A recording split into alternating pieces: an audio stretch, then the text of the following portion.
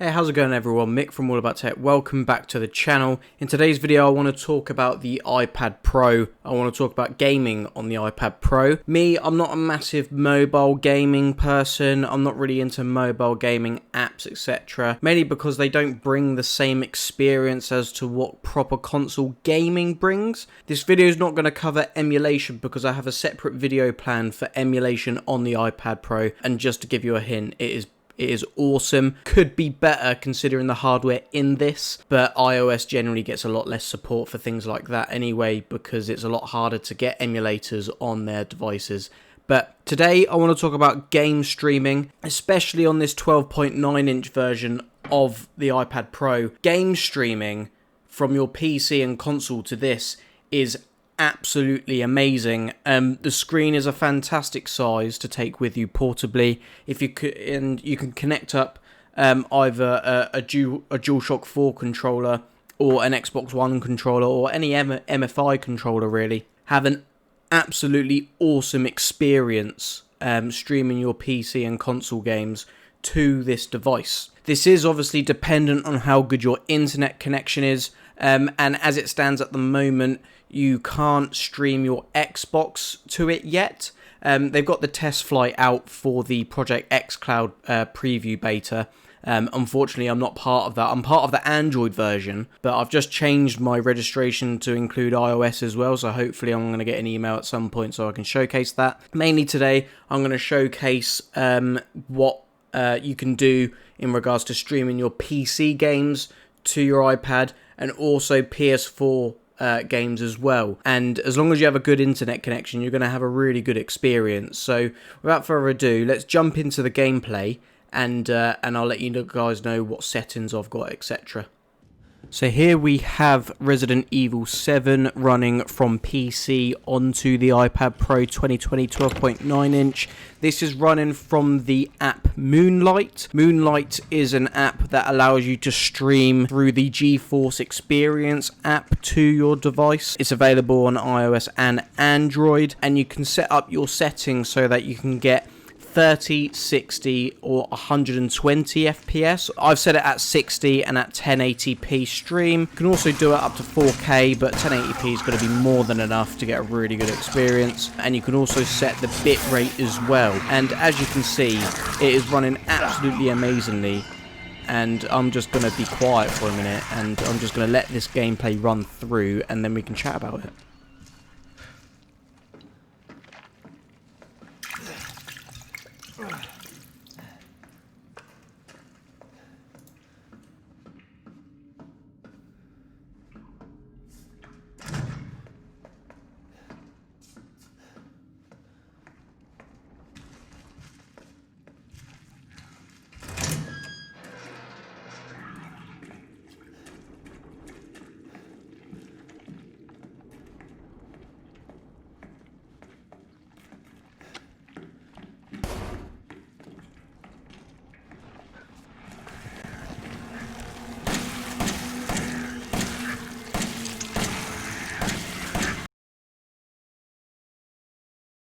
Oh my god.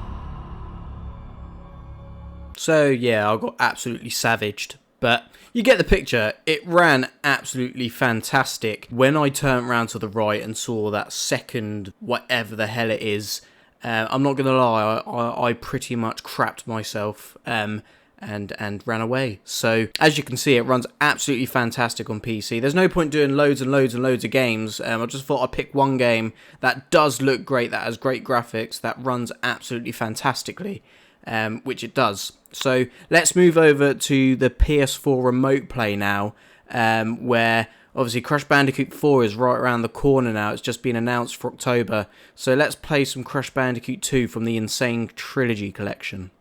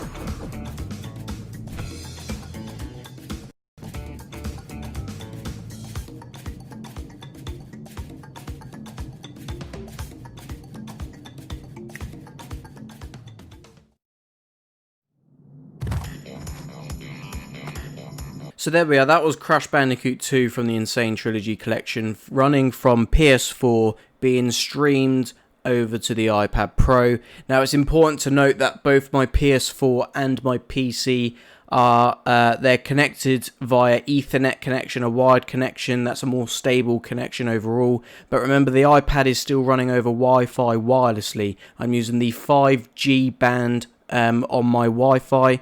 And I'm pretty close to it, but I get a really good download speeds anyway for my internet package. So you don't actually need an awful lot of bandwidth.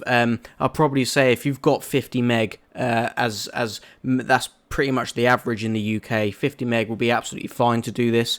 Just be mindful if loads of people are on streaming and all that kind of stuff using bandwidth, then your experience may vary a little bit. I didn't want to show loads and loads of games. I just wanted to show you guys just how well it works, and that will be the experience across the board no matter what game you play. Now, it's important to note as well that input lag, I didn't notice anything negatively when in regards to input lag. Usually when you're streaming, especially in the early days of game streaming, there was horrendous input lag. I remember when the PS4 Remote Play app first came out, it was terrible. It was basically unplayable, even with a relatively good internet connection.